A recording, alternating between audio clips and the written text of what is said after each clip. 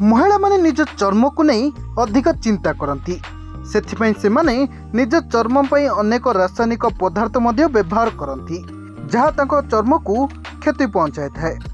तेबे चर्मर अनेक समस्या दूर करे नड़िया तेल। आपण जानिचंती कि प्रतिदिन नड़िया तेल चर्मर व्यवहार कले यह औषध परी काम करे। नड़िया तेलर उपकार विशेष करी शुष्क चर्म देखा जाए।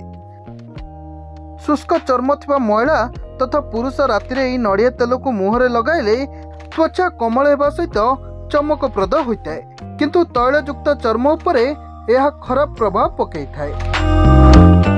यह सहित कुंडिया होइतिले मरा नड़िया तेल सेथुरु लाघव देइथाए। सेपरि हाथ गोड़ इत्यादि त्वचा फाटितिले बा शुष्क होइतिले यहाकू लगेवा द्वारा यह त्वचार जलीय अंश सुखिबाकू दिए नहीं।